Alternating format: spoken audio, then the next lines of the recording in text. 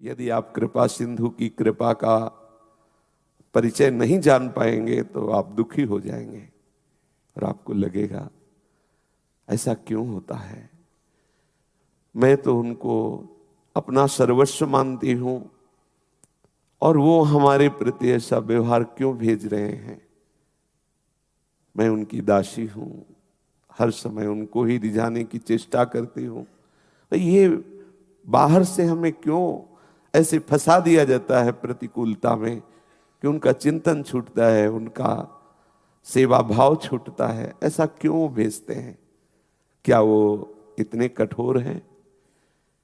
हमारे प्रभु क्या इतने कठोर हैं कि अपने शरणागत को, अपने बच्चे को, अपनी दासी को वो प्रतिकूलता देंगे? आप विचार कीजिए। कोई भी वात्सल्यमयी जननी क्या अपने पुत्र के प्रतिकूल विधान करती है क्या? पर पुत्र मानता है कि ये हमें जबरदस्ती स्नान गृह में ले जा रही है, स्नान कराएगी, इससे अच्छा मैं खेलता रहता। पुत्र को लगता है कि जननी बहुत कठोर व्यवहार करने वाली है, लेकिन उसके एक एक विधान में वात्सल्य उमड़ रहा है, कृपा उमड़ रही है, दुलार भरा हुआ है।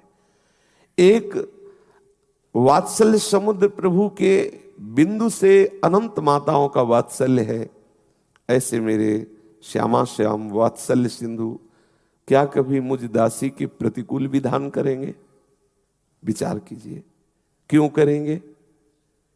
वो हमें क्या दुख देना चाहेंगे?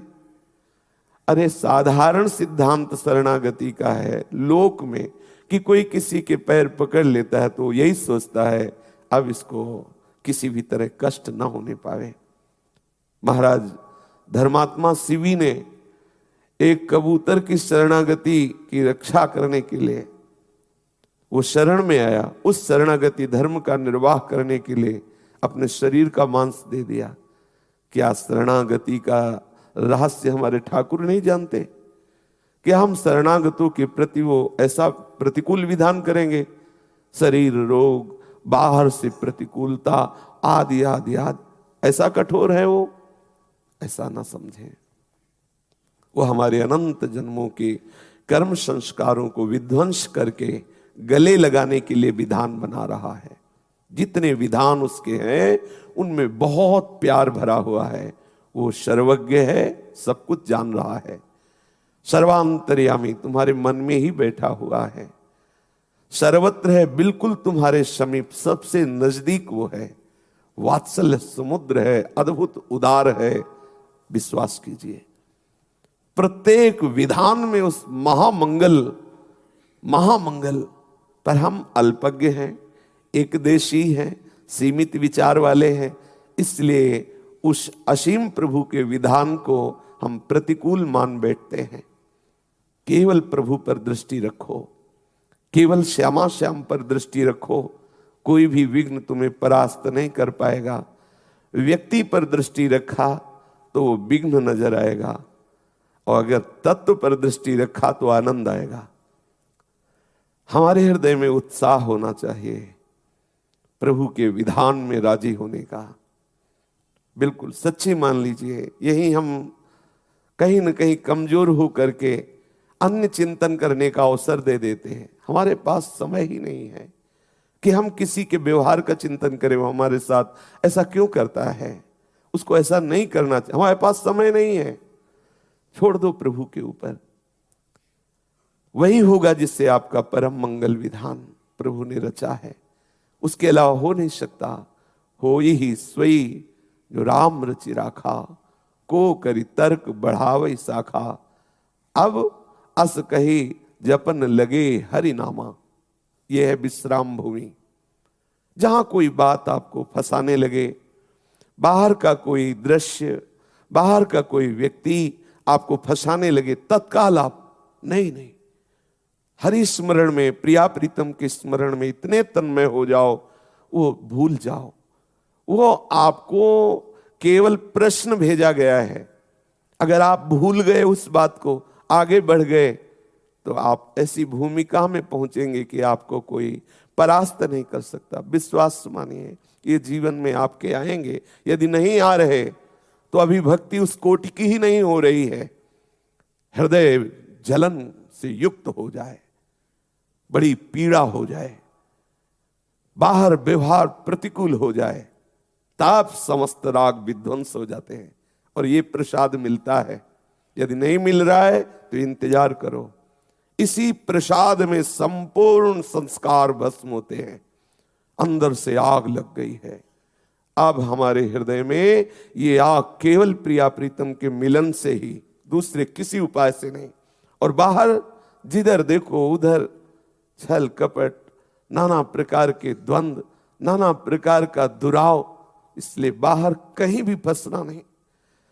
पाए जान जगत में सब जन कपटी कुटिल कलयुगी टंच, सबसे उदासीन होना पड़ेगा। कृपा को जब आप आश्रित होकर के पहचानेंगे तो हर विघ्न आपको उत्तम भूमिका में विराजमान करने के लिए भेजा गया है। बिना इस विघ्न के आप ऊपर चढ़ ही नहीं सकते। सच्ची मानिए, भेजा जाएगा। यदि नहीं है आपकी भक्ति में अभी कोई विक्षेप, कोई विघ्न, तो अभी भक्ति रंग नहीं ला रही। जिस दिन आपकी भक्ति में रंग आना प्रारंभ होगा, उस दिन ऐसे प्रश्न सामने उपस्थित होने लगेंगे, आंतरिक और बाह्य, जो आपको लगेगा अगर ये विघ्न ना होता, ऐसी वृत्ति ना होती तो हमें बहुत आनंद होता। लेकिन आप चूकिएगा नहीं। वो आपको भूमिका से ऊपर उठाने के लिए आया है।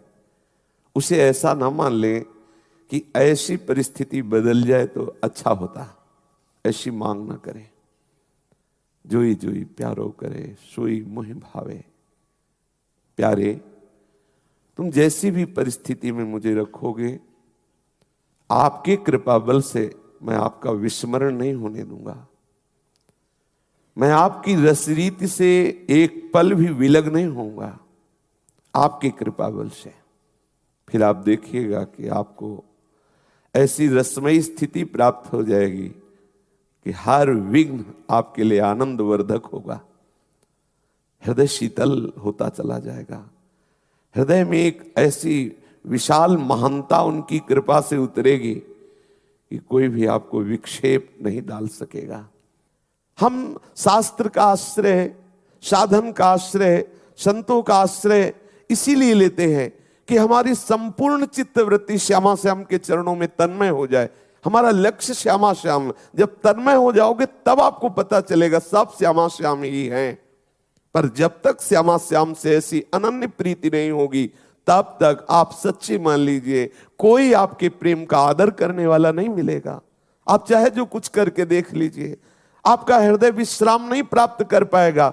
आपको क्षोभ होगा कि मैंने सब कुछ दिया, लेकिन आज भी संशय, आज भी ये कि ये मेरा नहीं है, आज भी ये कि कहीं ये मेरे से हट ना जाए, मैंने तो सब कुछ दे दिया इनको। ये आपके अंदर क्षोभ होगा और ये क्षोभ आपको भगवत चिंतन नहीं करने देगा। फिर आप निराश होने लगेंगे। ये सूक्ष्म विषय अंतःकरण का है, हृदय का है। यदि आपने गोरे सांवले चरणारविंद के सिवा कहीं भी आश्रय लिया तो ये आपको होगा।